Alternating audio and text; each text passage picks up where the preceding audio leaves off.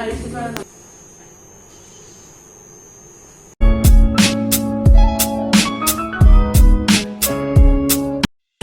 ma'am, ako'y nga CD kaino da town da koi balai ni koi bai di dum ako'y chiche gida su chalani ako'y namma gida su adagi di dum kari kari atai jeng basu lai ni ado ahan bada ai massage spa tawruni ado taw horen changba matam da kamai taw da su lage ma'am da ada yang hala age kamai taw habada kuchi ako'y chatli ni thokle yodore ado aina chatoi se kaino da ni hangam gadra di khongde Shillongpatty da ni Ado horen chalaga magi jaga du su tak lage bako kamai tau bada chat ini tu big bazaar pendulum se lai re KFC se da lai re sidal lai re mall chow ba akoi ko na changani Seda laire aina hariba parlor do sigi chiche che ai khangbu di khangne ba ko ado ngasi di ai video se koi hai taraga kapa ge ba ko moi ta takthoi ge ba ko ai video kap se ikai ve adagi dogi samatak ta habadi kamai toy habado moina video da ya video na mi khangda bi da kamai toy habado myam dugi experience to yengbio magi location du shu ai description da hapcharam ge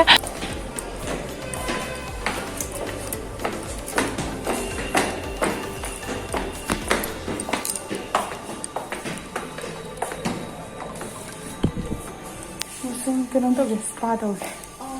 Asan kung bakani mo? Lag tribo? Kasi Korean na. Oo, Korean.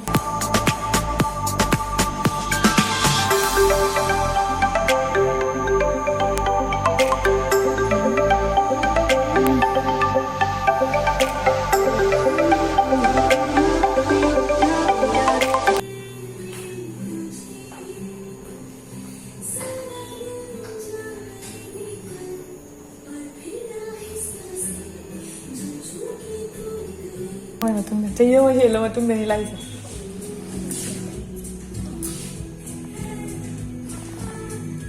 हाँ देंगे ची चिचे की दा गा नम्मा की दा गा लाके ना तो जावा अदर गा की फारे मुझे चट पसु है ना ता हो रहा है ना ना ऐडी खल लिबा मुझे कैनो दूसरे लागता बो मुझे दे रहा मंदिर नहीं नहीं लाग पड़ा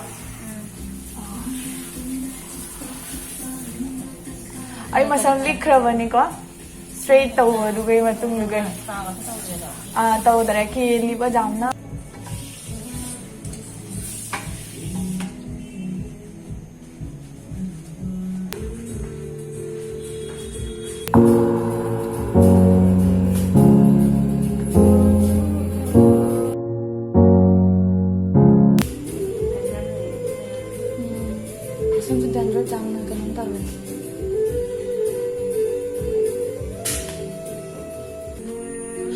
spa tàu về mà xong kiện bởi đi khắp hơn như nào quá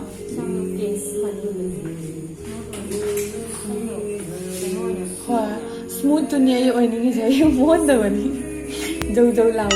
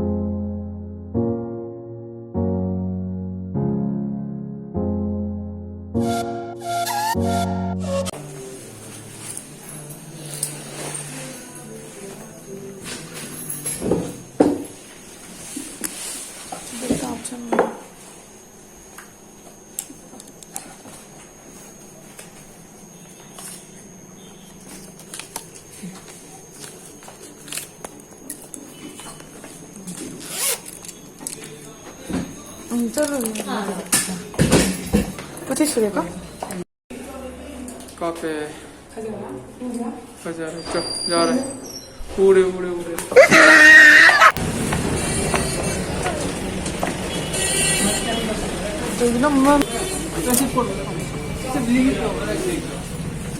Sanitizer pidiba. Mukute haga. Aina pamba. Siguro dahil na machaba. Ba't siya ang chawi ba? Same size ni. Big day, chawi. Aga chiche oi da chalu re namo oi da chalu re aduga gi hojik la e moi da chak cha re do moi da video do di namak tre ba ko akoi kana da re do namo oi da cha thak le chiche oi da chak cha re chak chaning na ado khoi ji zum da halle do ma pan gi sak se kai nom kai mu sa dre kai ha da ma pan gi se hojik mabuk thalle mabuk ki jagah le itre da na khoi di chalani yum yorani na han le di do vlog se size kala sinjari bye bye mayam si agi Enaonupa singi channel ni mano na hogalei ba ko Enaonupa sing talent sing se myam yengbio aduga subscribe to bio yam nungai bani mogi channel se ai description da hapcharam ge